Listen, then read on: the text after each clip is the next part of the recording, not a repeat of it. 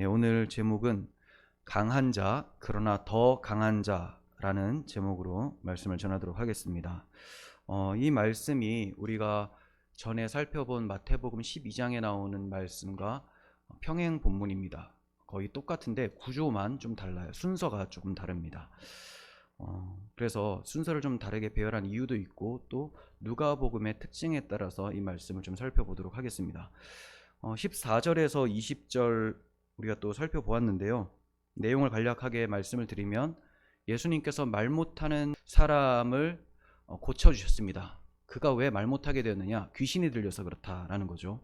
그런데 어떤 사람들이 이 귀신 쫓아내심을 보고 귀신의 왕 바알세불을 힘입어서 쫓아낸 것이다 라고 이렇게 이제 말을 합니다. 이에 주님께서 귀신이 왜 귀신을 쫓아내겠느냐? 그렇다면 귀신의 나라가 제대로 설 수 있겠느냐? 이렇게 변증을 하시죠. 그리고 또 말씀하시기를 바알세불을 힘입은 것이 아니라 하나님의 손을 힘입어 쫓아낸 것이다. 이렇게 말씀하시고 이렇게 하나님의 손으로 귀신이 쫓아졌다면 하나님의 나라가 이미 너희에게 있는 증거다. 이렇게 말씀을 하세요. 귀신이 쫓겨나간 것이 왜 하나님 나라가 이미 임한 증거인가? 이러한 말씀을 좀 생각해 보면서 오늘 설교를 하도록 하겠습니다. 본문의 핵심 단어는 나라예요. 나라. 그래서 두 대립되는 나라가 나오죠. 18절에는 사탄 그의 나라라고 표현이 되어 있고 20절에는 하나님의 나라 이렇게 표현이 되어 있습니다. 그리고 핵심 주제는 영적 전쟁이에요. 영적 전쟁. 영적 전쟁이 뭐냐? 추상적으로 생각하는 사람들이 많은데요. 하나님 나라와 사탄의 나라가 대결을 하는 겁니다. 이것도 좀 추상적이죠. 계속해서 말씀을 드리면서 구체적으로 또 설명을 해드리겠습니다. 20절 보시면 그러나 내가 만일 하나님의 손을 힘입어 귀신을 쫓아낸다면 하나님의 나라가 이미 너희에게 임하였느니라. 하나님의 손으로 쫓아낸다면 마태복음에서는 하나님의 성령을 힘입어 귀신을 쫓아낸다면 이렇게 표현이 되어 있어요. 그러니까 하나님의 손은 하나님의 성령, 능력을 의미하는 것인데 자, 이것이 좀 추상적으로도 또 다가옵니다. 하나님의 성령을 힘입어서 쫓아낸다. 그러면 어떻게 쫓아내야 되는 거예요? 귀신을 쫓아낼 때 성령의 이름으로 명하노니 뭐 이렇게 얘기해야 됩니까? 아니면 성령님 도와주세요 이렇게 얘기를 해야 됩니까? 성령의 힘으로 쫓아낸다. 하나님의 손으로 쫓아낸다라는 말은 성령께서 무엇으로 능력을 베푸시는지를 생각해 보시면 돼요. 성령께서는 진리의 영으로서 그리스도를 증언하시는 분, 복음을 증언하시고 적용케 하시는 분이시죠. 즉 성령께서 복음을 무기로 능력을 발휘하십니다. 하나님의 손으로 쫓아냈다라는 말은 하나님께서 약속하신 그 언약이 성취된 그 능력, 언약 성취의 능력으로 귀신이 쫓겨나간다라는 그런 의미예요. 이사야 53장 1절을 보시면 우리가 전한 것을 누가 믿었느냐? 여호와의 팔이 누구에게 나타났느냐? 이렇게 시작을 합니다. 우리가 전한 것, 예언의 말씀, 언약이에요. 우리가 전한 것 아무도 믿지 않았다. 그런데 우리가 전한 이것이 누구에게서 나타났느냐? 그러면서 이사야 53장 잘 아시죠? 예수님의 고난을 다루는 그러한 예언의 장인데 예수님에게 그 여호와의 팔이 나타났다. 여호와의 능력이 나타났다라는 거예요. 그럼 예수님의 무엇에? 우리를 대신하여 십자가를 지신 그 사랑, 복음의 하나님의 능력, 여호와의 팔이 나타났다라고 표현하는 것입니다. 그래서 누가복음 4장 18절 보시면 주의 성령이 내게 임하셨으니 이는 가난한 자에게 복음을 전하게 하시려고 내게 기름을 부으시고 나를 보내사 포로된 자에게 자유를, 눈먼 자에게 다시 보게 함을 전파하며 눌린 자를 자유롭게 하고 주의 은혜의 해를 전파하게 하려 하심이라. 자, 여기에 가난한 자라는 표현, 포로된 자, 눈먼 자, 눌린 자 이러한 표현은 영적인 표현이에요.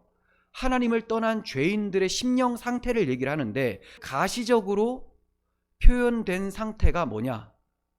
귀신이 들려있는 상태라는 거예요. 귀신이 들려있는 것. 마태복음에서는 말도 못하고 눈도 보지 못한다라고 해요. 눈먼 자, 가난한 자라는 것은 하나님이 자신의 마음에 부요하게 되지 않고 영적으로 궁핍한 상태, 이런 자들에게 복음을 선포하고 다시 보게 하고 자유롭게 한다. 이러한 것이 예수 그리스도께서 성령을 통하여 선포하시고 또 이루신 그 사역을 통해서 나타난다는 거죠. 마가복음 16장 15절. 자, 예수님께서 십자가에서 죽으시고 부활하심으로 승리하셨습니다. 마귀들의 왕인 사탄을 꺾어버리셨어요. 그리고 이제 제자들에게 말씀을 하시는데, 너희는 온 천하에 다니며 만민에게 복음을 전파하라. 여호와의 팔이 나타나도록 하라는 거예요. 여호와의 손을 힘입어 귀신이 쫓겨나가도록 복음을 전파하라. 그러니까 귀신아 나가라 이렇게 아무리 담대하게 외친다고 해서 나가는 일이 아니라, 예수 그리스도의 영이 들어가면, 복음이 그 마음에 심겨지면 귀신은 쫓겨나가게 돼요. 복음이 들어와 있는데 어떻게 귀신이 가만히 있겠습니까? 괴로워서 도망가죠. 복음에서, 십자가에서 마귀의 머리가 상했기 때문에 복음이 들어온 사람의 심령에 마귀가 거할 수가 없는 거예요. 그래서 복음을 전파하라 하시고, 믿고 세례를 받는 사람은 구원을 얻을 것이요 믿지 않는 사람은 정죄를 받으리라. 믿는 자들에게는 이런 표적이 따르리니 곧 그들이 내 이름으로 귀신을 쫓아내며 새 방언을 말하며 뱀을 집어올리며 무슨 독을 마실지라도 해를 받지 아니하며 병든 사람에게 손을 얹은즉 나으리라. 이렇게 말씀합니다. 자, 그러면 여러분들이 복음을 전파해요. 그런데 이러한 표적이 따른다고 했어요. 이러한 표적이 따릅니까 정말? 안 따르죠. 또 따르는 사람이 있다면 감사하시면 되고, 다 따르는 것이 아닙니다. 이거 지금도 여전히 복음 들고 나가면 다 이렇게 된다라고 하는 사람들이 있는데, 그런 사람들에게 독을 마셔보라고 하면 절대 안 마시죠. 죽어요. 그리고 뱀을 들어보라고 하면 못 듭니다. 물리거든요. 누구에게 가능했느냐? 초대교회 때 사도들에게. 그래서 사도 바울이 뱀에게 물렸는데 안 죽어요. 그죠? 그리고 귀신도 쫓아내고 새 방언, 정말 방언이 막 터졌었죠.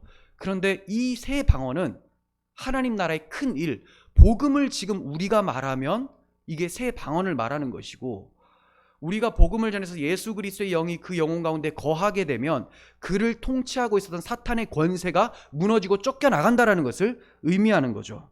그리고 뱀을 집어 올린다라는 것은 창세기 3장 15절에서 여자의 후손이 뱀의 머리를 상하게 한다라는 그런 마귀의 권세를 깨트린다라는 것을 얘기를 하는 것이지, 지금도 막 뱀을 들어 올리고 독을 마시면 그냥 끝나는 것입니다.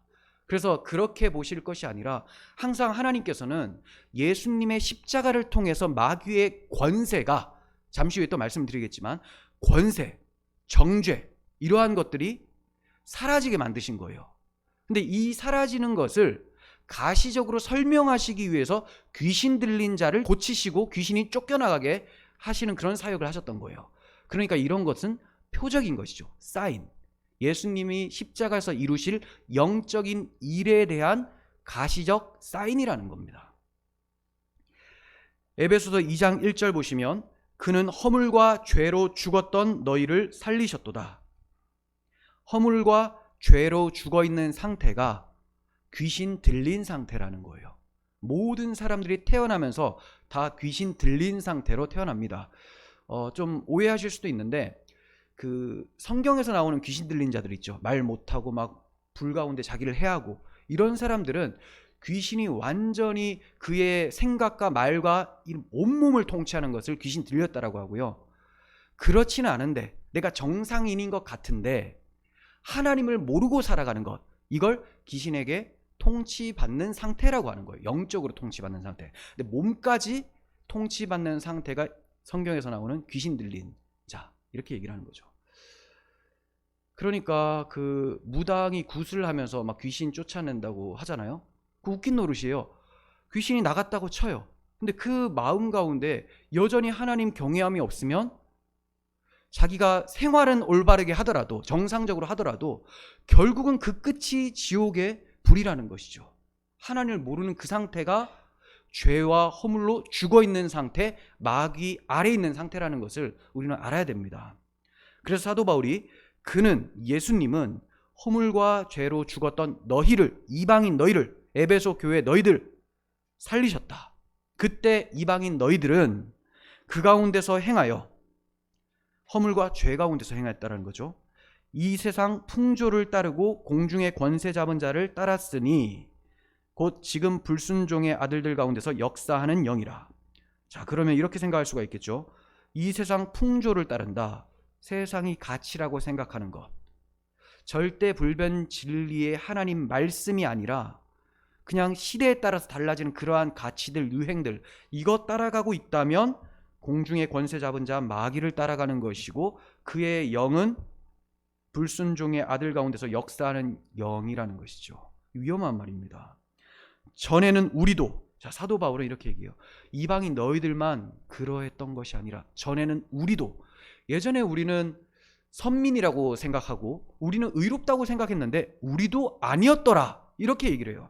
전에는 우리도 다 그 가운데서 우리 육체의 욕심을 따라 지내며 육체와 마음이 원하는 것을 하여 다른 이들과 같이 본질상 진노의 자녀였더니, 유대인들도 마찬가지로 육체의 욕심을 따라 지냈다. 내가 하고 싶은 대로 했다.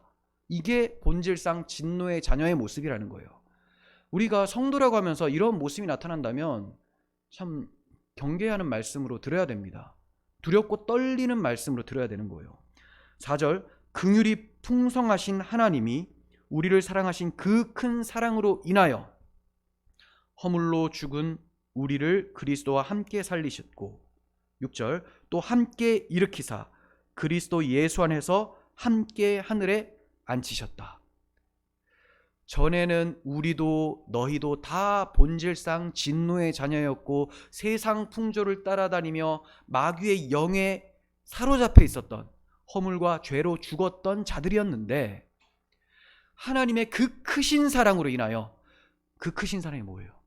하나님이 세상을 이처럼 사랑하사 자기 아들을 내어주시면서 화목제물로 내어주시기까지 우리를 사랑하사 우리를 구원해 주셨으니 이제 어떻게 됐습니까? 우리를 그리스도와 함께 살리셨고 함께 일으키사 함께 하나님 우편에 앉히셨다. 너무나 달라진 모습입니다. 이전에 우리의 모습과 지금 우리의 모습. 그러니까 우리가 지금 하늘 보좌에 앉아있다는 것을 인식하면서 사셔야 되는 거죠. 그렇다면 내가 왕의 자녀답게 살아가는 거예요. 세상에서 못 먹고 헐벗고 보잘것 없어 보일지라도 왕의 자녀가, 왕자, 공주가 잠시 마실 나온 것처럼 살아가다가 힘들어도 그냥 여행 나온 거예요. 그러다가 돌아간다는 거죠. 왕의 자녀답게 살아야 돼요. 왕의 자녀답게라는 말은 왕의 품격을 유지해야 된다는 거죠. 그 품격이 뭐냐? 사랑이에요. 하나님의 사랑. 그 사랑을 선포하고 나타내며 살아가는 것, 이게 왕의 자녀답게 살아가는 거예요. 본질상 진노의 자녀들은 시기, 질투, 분냄, 이런 것으로 서로 분열을 일으키는 것. 우리가 어떻게 이 사랑을 입게 되었습니까? 왕의 아들이신, 그 진짜 왕이신 예수님이 우리를 위해서 십자가의 죽으심을, 그 사랑을 베풀어 주셨으니, 그 사랑이 내 마음에 부은 바 되었으니 이제 그 왕이 내 마음에 계시니 왕의 자녀답게 살아가는 것이죠. 골로새서 1장 13절 보시면, 그가, 예수님이 우리를 흑암의 권세에서 건지사 그의 사랑의 아들의 나라로 옮기셨으니 그 아들 안에서 우리가 속량 곧 죄사함을 얻었도다. 또 위치가 바뀌었어요. 흑암의 권세에 있었던 우리를 건져내세요. 출애굽 생각해 보세요. 바로의 종살이를 하고 있었던 이스라엘 백성을 건져내셨죠. 그리고 그의 사랑의 아들의 나라로 옮기셨어요. 이스라엘 백성들은 약속의 땅, 젖과 꿀이 흐르는 가나안 땅으로 옮겨주셨죠. 이와 같이 우리는 옮겨진 사람들입니다. 전에는 그러하였더라도 이제는 다르다. 이게 우리들의 정체성이에요. 이 정체성을 망각하고 산다면 세상과 구별 없이 세속화되어 살아가게 되는 것이죠. 이렇게 하나님께서는 예수님을 통해서 허물과 죄로 죽었던 우리를 건져주셨어요. 속량 곧 죄를 사하여 주셨습니다. 이것을 가시적으로 표현한 것이 귀신에게 들렸다가 귀신이 나가는 일이라는 거예요. 귀신이 나가면 이제 뭐 해야 되느냐? 그 안에 왕이신 예수님을 영접을 해야 되겠죠. 그 영접이 필요하다. 자, 이처럼 예수님께서 이루신 복음을 통해서 마귀의 나라는 멸망을 당하고 하나님 나라는 건설되었다라는 것을 선포하시면서 이 점을 21절에 이하에서 비유로 말씀하십니다. 21절 이하에서 비유로. 자, 어떤 비유냐? 크게는 두 가지예요. 전쟁 비유, 그리고 또 하나는 농사 비유, 밭일을 하는 비유예요. 근데 거의 주를 이루는 것은 전쟁 비유입니다. 자, 어떤 식으로 하나님 나라가 마귀의 나라를 부서뜨리고 든든히 서게 되느냐? 자, 21절. 강한 자가 무장을 하고 자기 집을 지킬 때는 그 소유가 안전하되. 강한 자가 무장을 하고 있어요. 이 강한 자가 누굽니까?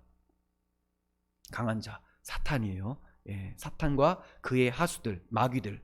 예. 근데 강하기도 한데 무장까지 한 상태예요. 왜 강하냐? 우리에게 너무 강해요. 우리 힘으로, 인간 힘으로는 도저히 이길 수가 없기 때문에 너무 강해요. 이놈이 무장까지 하고 있다고 해요. 그럼 마귀가 무장하고 있는 것이 뭐냐? 죽음의 두려움에 휩싸이게 만드는 것. 이 죽음을 통하여 우리를 겁박하죠. 너 죽을래? 너 이러다가 가난해져. 너 이러다가 못 먹고 굶주리고 고통스러워. 이걸로 이제 유혹을 하고 겁박을 합니다. 그리고 범죄하도록 유혹을 합니다. 그리고 범죄를 하게 되면 율법으로 정죄를 해요. 참 이 마귀가 우리 죄를 사용해서 이렇게 공격을 합니다. 죄인들은 늘 마귀 안에서 괴로워하며 고통스럽게 살아가게 되는 것이죠. 이걸 이길 방도가 없는 거예요. 그 죄의 권세로 사람을 장악하고 있어요. 사도 바울은 말 못하는 우상에게로 끄는 그대로 끌려갔었다, 이렇게 표현해요. 우상에게 끄는 그대로. 우상이 따라와 하면 그냥 따라가는 거예요. 근데 우상이 어떤 놈이냐? 말도 못해요. 발로 툭 차면 넘어지는 그냥 나무 풀떼기 같다라는 거죠. 근데 이런 것에도 끌려가요. 왜냐하면 너무 불안하니까, 죽음이 너무 두려우니까. 그래서 돌을 깎아 만들기도 하고 나무를 깎아 만들기도 하고 숭늉 떠놓고 막 빌기도 하고 이런 짓을 합니다. 왜 그러냐? 자기가 뭐 다른 방도가 없으니, 두렵긴 두려우니 이런 짓을 해요. 우상에게 끄는 그대로 끌려가고 있었던 것이죠. 자, 이 마귀가 자기 집을 지킬 때 이렇게 얘기를 해요. 자기 집. 마귀가 딱 들어 앉아서 거주하고 있는 곳이 어디냐? 사람의 심령이에요. 심령.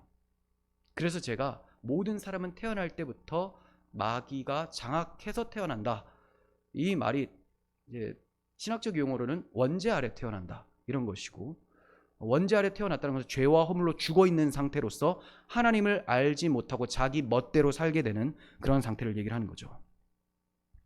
그런데 자기 집을 지킬 때 그 소유가 안전하다고 느낀대요. 그 소유가 안전하다고 하죠. 소유. 이게 뭐냐? 영적 전쟁이에요. 영적 전쟁이라는 것은 사람의 심령을 빼앗는 전쟁입니다. 하나님이 빼앗느냐 마귀가 빼앗느냐, 이 전쟁이 영적 전쟁이에요. 그래서 이 두 세력 간의 싸움이 영적 전쟁인데, 구약에서는 어떤 식으로 표현이 되느냐? 땅 따먹기.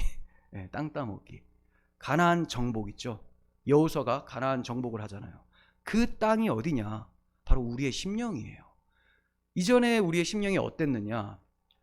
거기 가나안 보면 우상신들이 있고 막 이방신 섬기고 그런 막 문란하고 비도덕적인 그런 삶을 살고 있지 않았습니까? 이 상태가 바로 허물과 죄로 죽어있는 우리들의 상태였다라는 것. 그런데 언약궤를 앞세우고 여호수아라고 하는 예수 그리스도의 예표적 존재, 그리고 언약궤, 복음을 예표하는 그러한 언약궤를 들고 딱 들어가는데 가나안이 막 다 무너지고 여리고 무너지고 정복당합니다. 강한 자가 자기의 소유가 안전하다고 했는데 더 강한 자가 나타나니 다 무너지게 되는 겁니다. 그렇게 뺏어내는 것이 가나안 정복 전쟁인데, 이것이 바로 우리들의 심령을 하나님의 나라로 만드는 전쟁이었다라는 거예요. 그 최고의 전쟁의 승리가 어디에서 나타나느냐? 아마게돈 전쟁, 십자가라는 거예요. 십자가.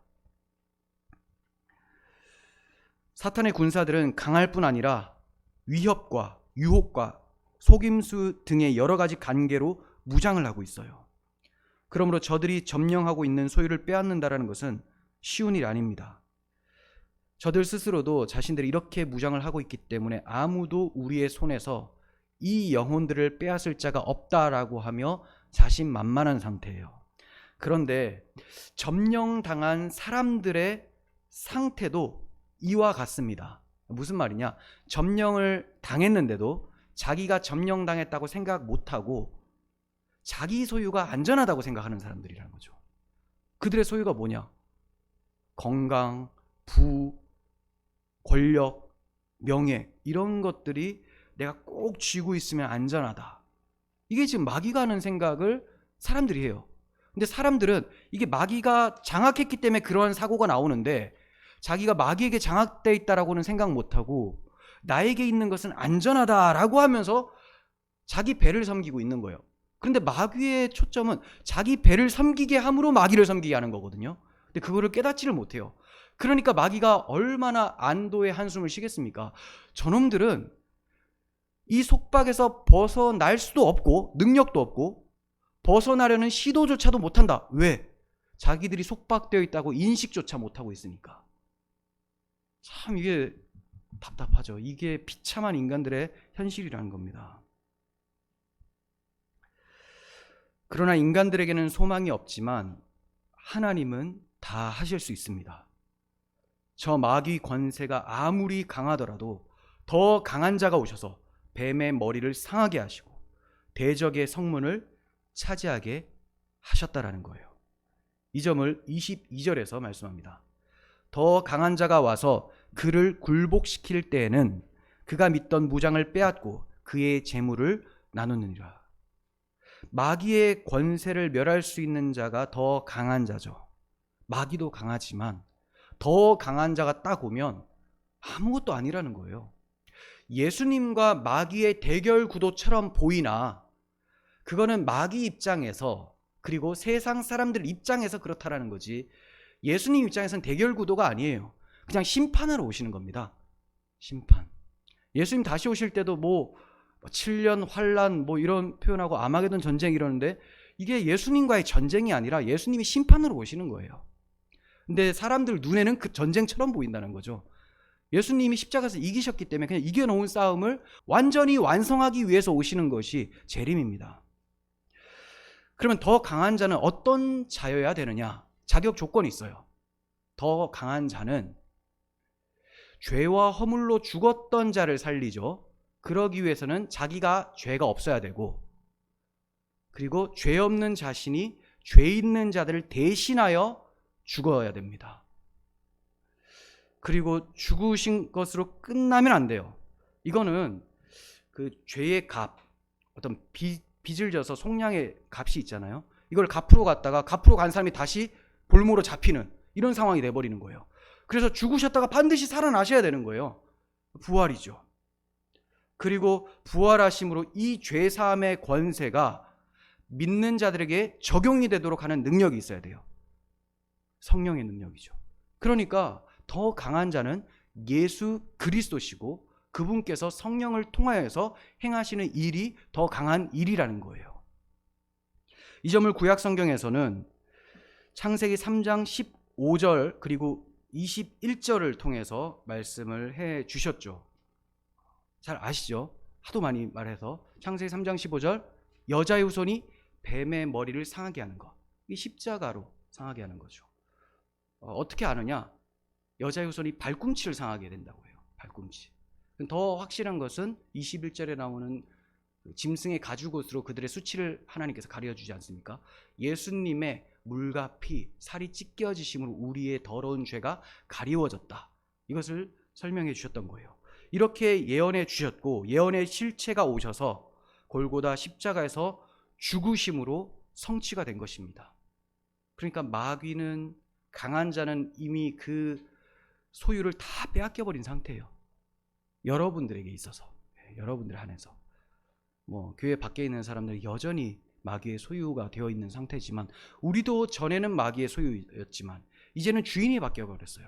하나님의 소유가 됐고, 너희는 내 백성, 나는 너희의 하나님이라고 하나님께서 말씀해 주고 계시죠. 이 복음의 능력을 보여주시기 위해서 공생애 동안 귀신 들린 자, 병든 자들을 예수께서 고치셨습니다.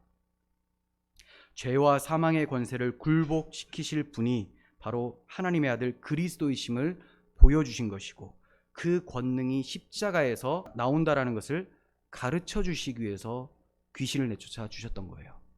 그러니까 예수님의 어떠한 기적들, 치유들은 다 복음을 설명하는 도구였던 겁니다. 걷지 못하는 자가 나음을 입습니다. 그러면 걷죠. 어디로 나오라는 거예요? 하나님께로 나오라는 거예요. 성전 가서 예배하라는 거거든요. 원래 내가 날 때부터 걷지 못하는 자였기 때문에, 태어날 때부터 하나님 앞으로 나아갈 수 없는 죄인이었기 때문에 허물과 죄로 죽어야 마땅한데 주께서 살려주셨다, 고쳐주셨다. 그리고 나병 환자 격리되어야 되죠. 거룩하신 하나님의 전에 들어갈 수가 없어요. 근데 이것을 고쳐주신 이유가 뭐냐? 이제 깨끗하게 돼서 거룩한 주의 자녀가 됐으니 얼마든지 아버지 앞으로 나아가라. 그래서 다 고쳐주시는 거예요. 그게 뭐 우리 불쌍해서, 단지 병든 거 불쌍해서 고쳐주는 이러한 개념이 아니라는 거죠. 그렇다면 지금도 계속 되어야 돼요. 근데 지금은 그런 일이 거의 안 일어나죠. 일어나기도 합니다. 근데 그것을 바라는 것은 요행이에요. 그걸 바랄 필요가 없습니다. 일반 은총 가운데 병원 가면 나으니까요. 근데 병원도 안 가고 계속 기도하고 뭐 나으라 했다가 죽는 사람들이 예전에 많았죠. 요즘에도 근데 있긴 있더라고요. 유튜브 보면 그런 짓을 많이 하더라고요. 요즘에도. 그래서 제 아내랑 그런 영상 공유하면서 요즘에도 이런 사람들이 있다는 게 놀랍다. 근데 왜 그런 사람들이 있냐? 먹히니까. 야, 이게 우상이 끌면 끄는 대로 끌려가는 거예요. 왜 그러냐? 죽기를 무서워함으로 한평생 매여 종살이를 하고 있거든요. 주님께서 죽음을 통하여 죽음의 세력을 잡은 자 마귀를 멸하셨는데, 이 복음을 모르고 그냥 예수님도 우상처럼 믿는 거예요. 아, 저분 믿으면 날 고쳐주겠지. 저분 믿으면 내가 원하는 대로 해주겠지. 사람들이 내가 원하는 신이 되어주기를 바래요. 근데 하나님께서는 하나님이 원하는 자녀가 되기를 원하시거든요. 사람들은 자기 중심, 하나님은 하나님 중심입니다. 싸우면 당연히 하나님 중심이 이기죠. 창조주신데. 그러면 우리가 하나님 중심으로 하나님이 원하시는 인간으로 살아가기를 원하는 마음이 되어버렸다. 이건 하나님의 능력이에요. 기적이 일어난 겁니다. 이게 바로 예수 그리스도의 십자가 대속의 능력으로 발생된 것입니다. 그래서 이렇게 하나님을 사모하며 그분께 영광 돌리기 위해 살아가는 사람들은 그 마음의 귀신이 떠나간 상태라는 것이죠. 생각해 봅시다. 하나님의 형상으로 지음받은 인간이 어째서 사탄의 소유로 전락하게 되었습니까? 죄 때문이죠. 그럼 죄가 뭔가요? 죄. 여러 가지 표현할 수가 있겠지만 본질적으로 하나님보다 자기를 더 사랑하는 것, 이게 죄예요. 이거를 부추기면서 예수님 이름을 거론하는 집단이 이단이라고 하는 거고요. 그래서 이단에 빠진 사람들은 욕심에 빠져 있다라고 보시면 되는 거고, 욕심에 빠졌다는 증거는 자기 사랑이 있기 때문에 그리스도가 그 마음의 주인이 안 된 상태라는 것이죠. 근데 우리에게도 너무 자주 자기 사랑으로 나타나는 모습이 있지 않습니까? 이거 어떻게 해야 되느냐? 그리로 가도록 내버려 두지 않으시면 됩니다. 마귀는 끊임없이 자기 사랑하라고 유혹을 해요. 여기에 깨어 있어서 끄는 그대로 끌려가지만 않으면 내가 저항할 수 있는 예수의 영이 있다라는 것이 나오는데, 그것도 모르고 그냥 계속 끌려다니면서 이게 참 좋은 것 같다 라고 하면 그 안에 예수가 없다는 증거가 되는 것이죠. 여러분들이 깨어서 대적을 하면 되는 거예요. 강한 자 마귀의 소유가 된 것은 죄 있는 인간들 스스로 하나님을 미워하고 자기를 사랑하여 하나님의 품을 떠난 죄 때문이었습니다. 이것을 바벨론 포로로 끌려가게 된 구약 이스라엘에게 하신 말씀을 통해서도 확인을 할 수가 있어요. 저들이 왜 바벨론 포로로 끌려갔느냐? 죄 때문이다. 자, 이사야 50장 1절 2절까지 보겠습니다. 나 여호와가 이같이 말하노라. 내가 너희의 어미를 내보낸 이혼 증서가 어디 있느냐? 내가 어느 체주에게 너희를 팔았느냐? 이게 무슨 말이냐면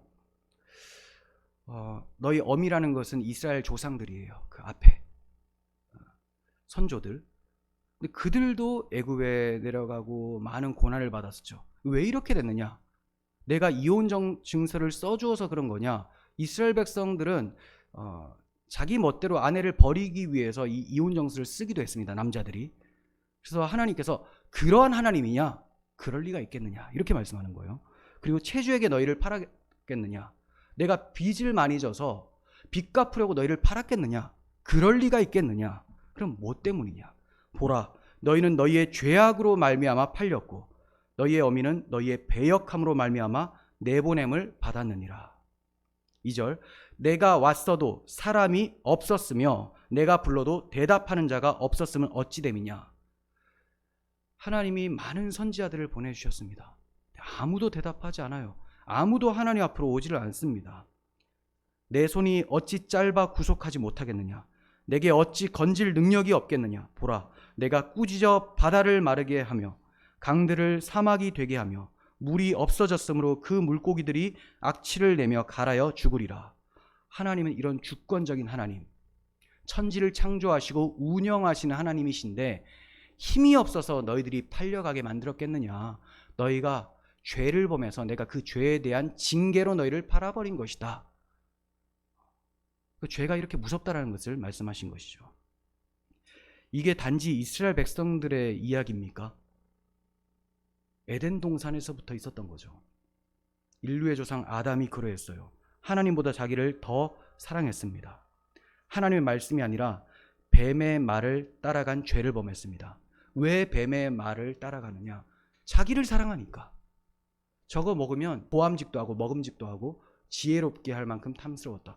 다 자기 육신의 그 배를 위해서, 육신의 욕망을 위해서 그거를 추구했던 겁니다.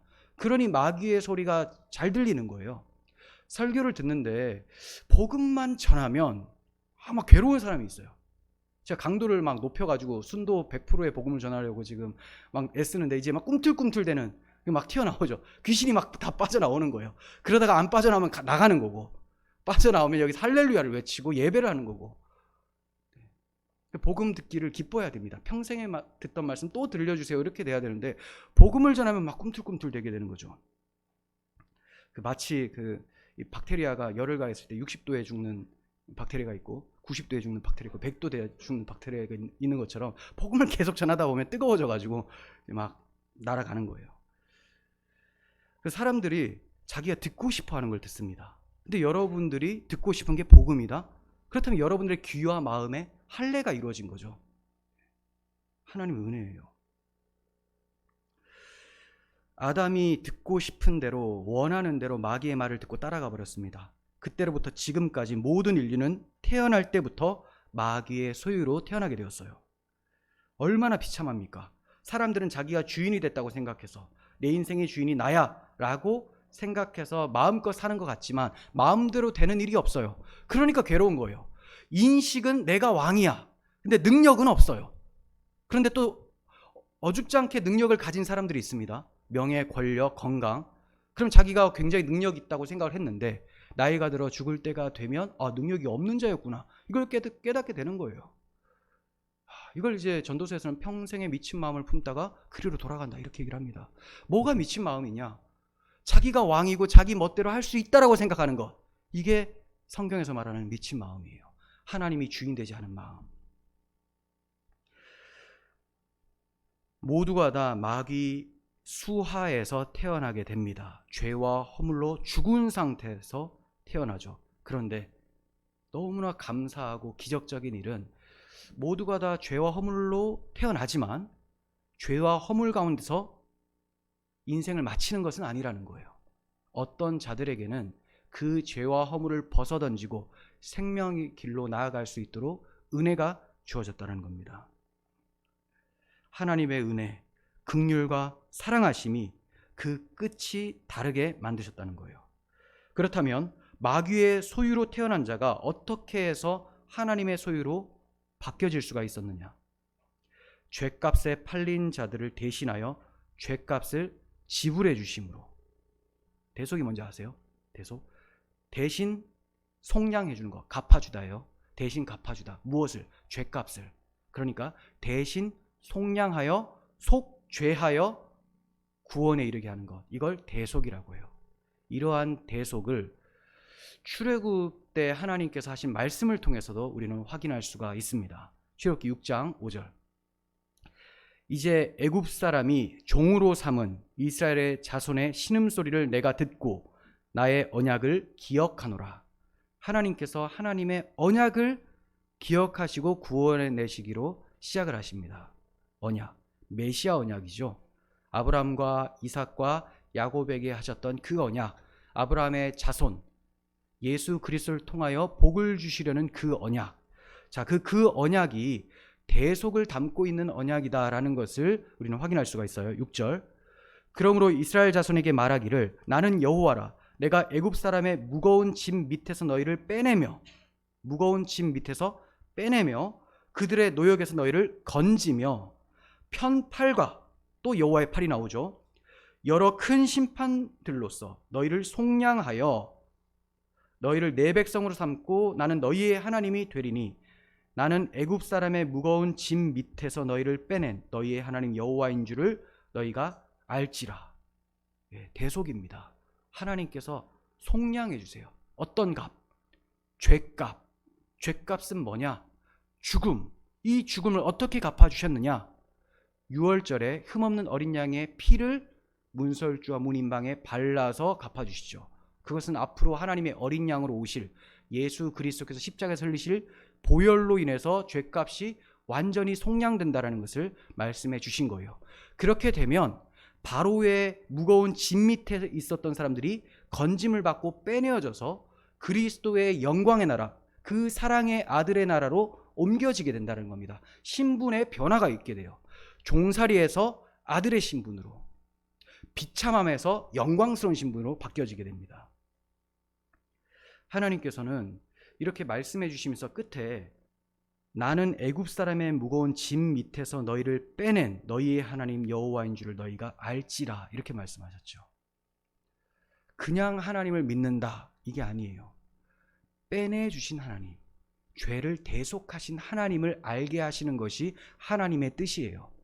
나 예수님 믿어, 나 하나님 믿어. 그 예수님 뭘 해주셨는데? 좋은 일 해주셨지. 나 천국 가게 해주셨지. 어떻게? 천국 하나님이시니까 능력이 있잖아. 그 능력이 뭐냐?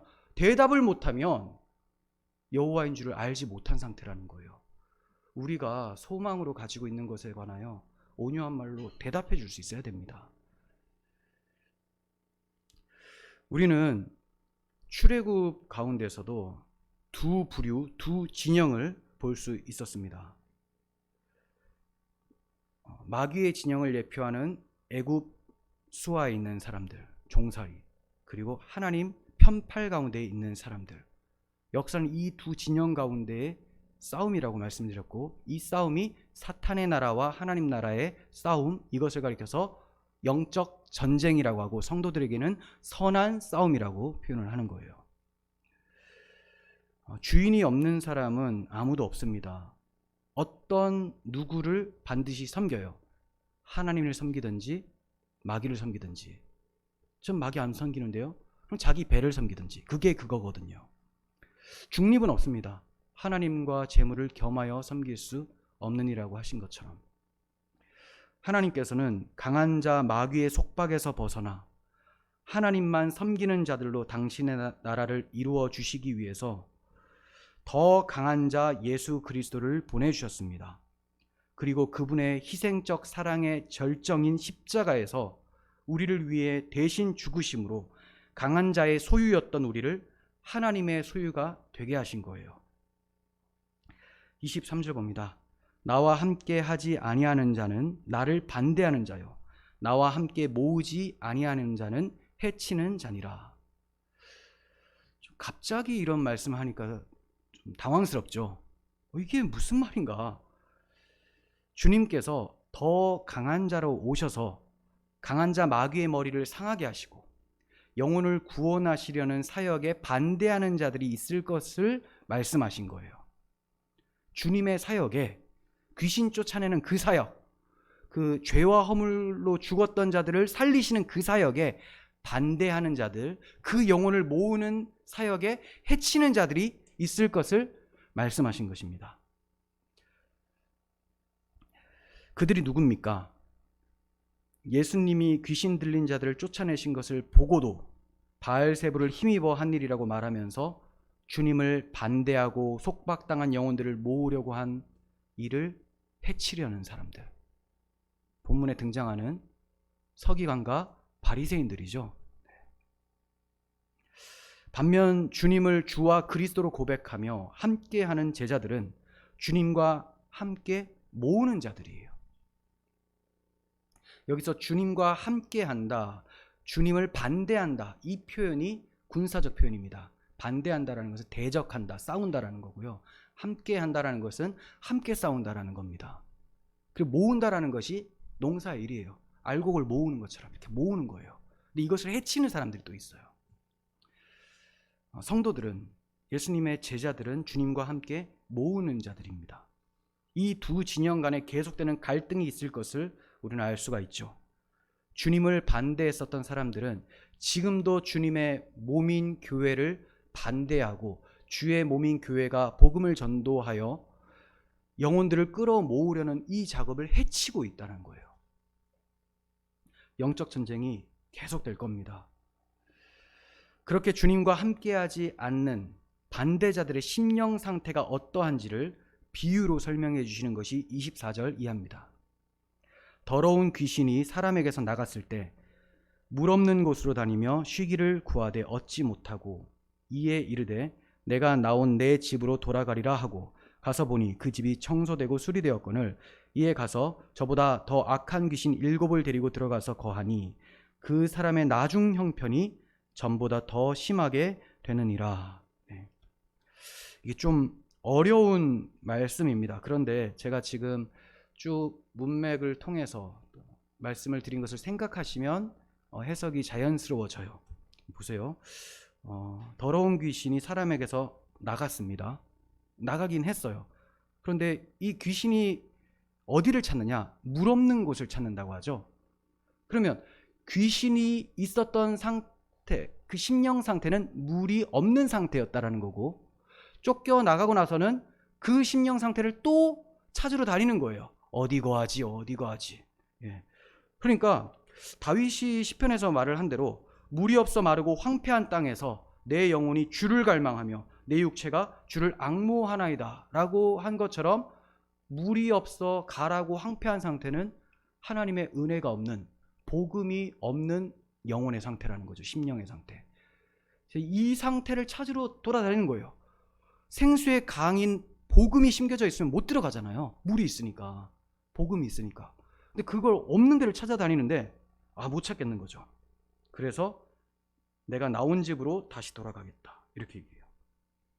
더 강한 자가 귀신을 쫓아내 주시는 은혜를 베풀어 주셨는데도 그리스도를 영접하지 않은 상태가 이 사람의 심리 상태입니다. 심령 상태.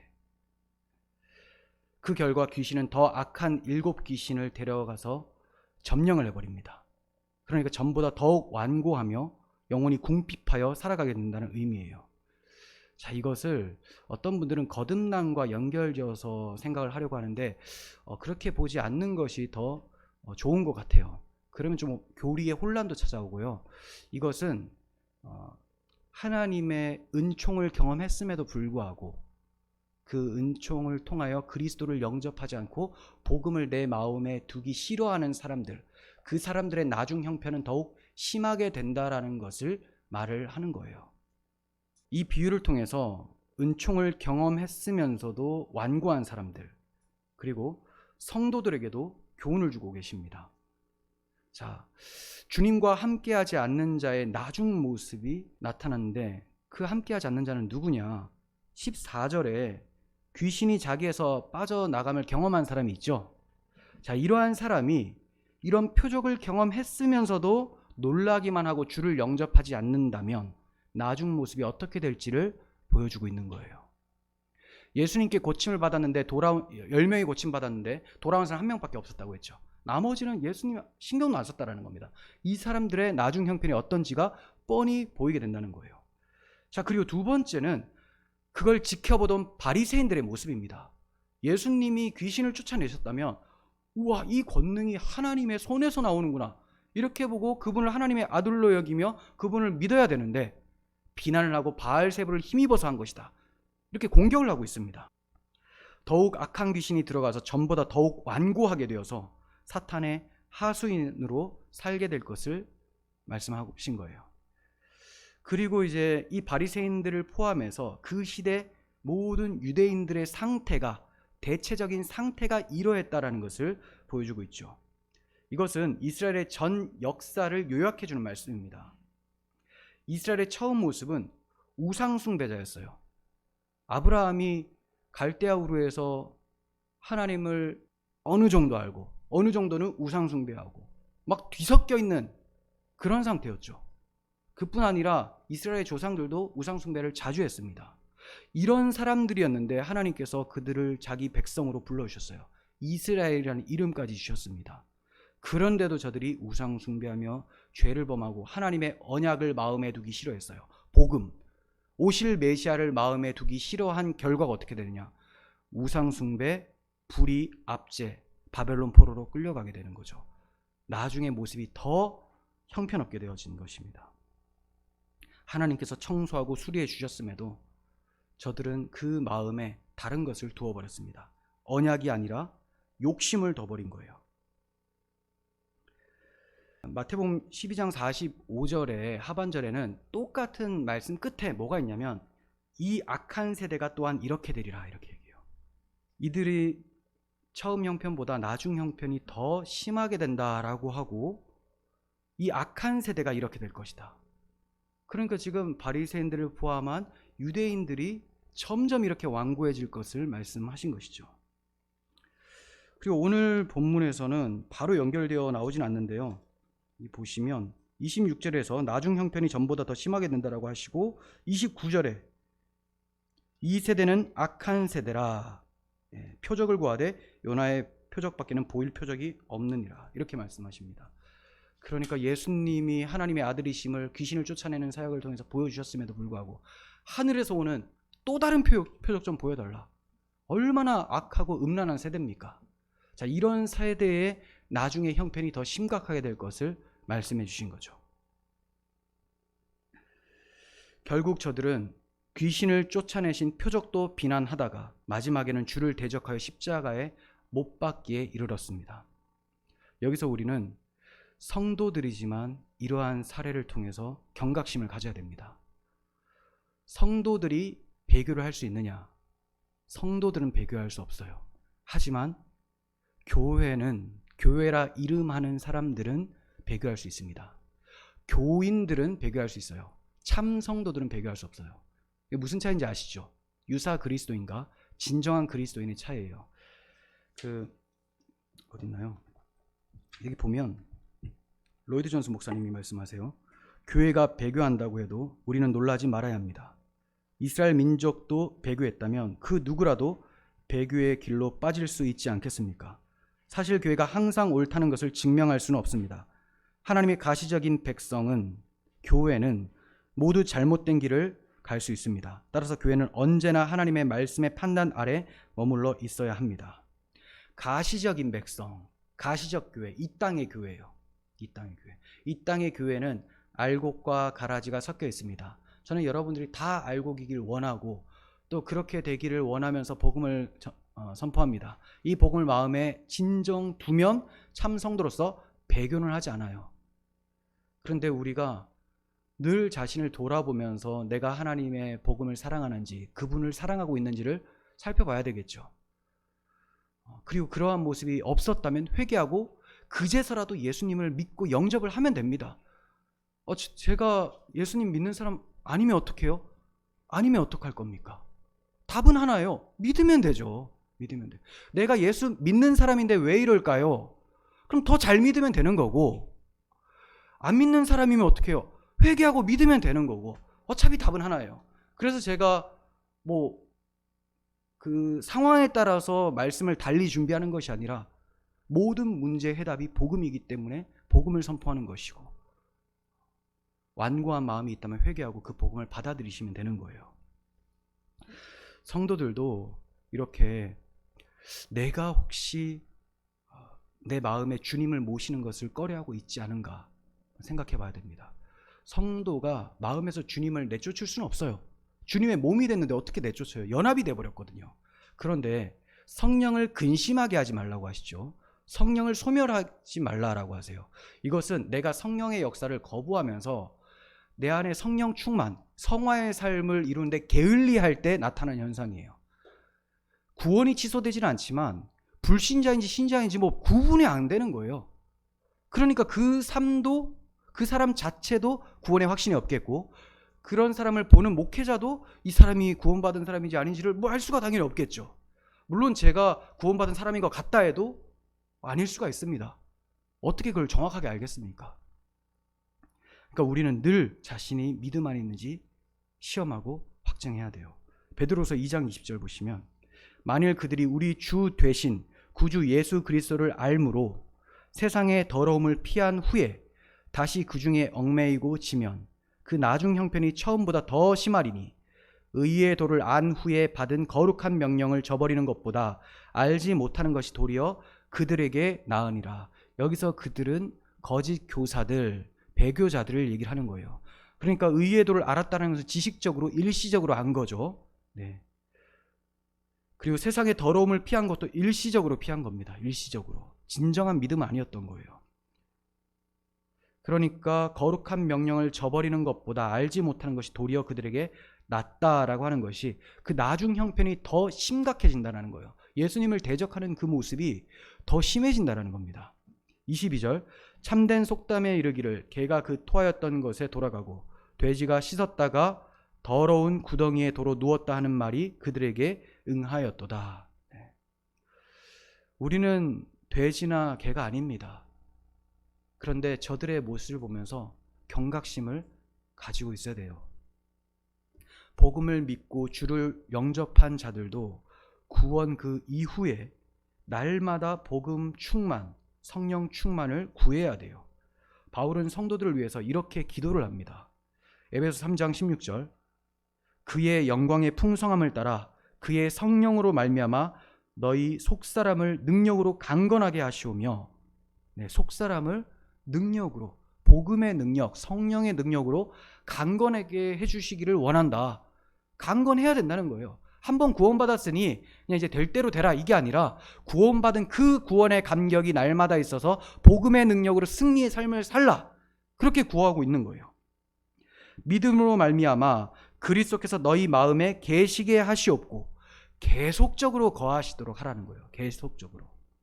너희가 사랑 가운데서 뿌리가 박히고 터가 굳어져서 능히 모든 성도와 함께 지식에 넘치는 그리스도의 사랑을 알고 그 너비와 길이와 높이와 깊이가 어떠함을 깨달아 하나님의 모든 충만하신 것으로 너희에게 충만하게 하시기를 구하노라.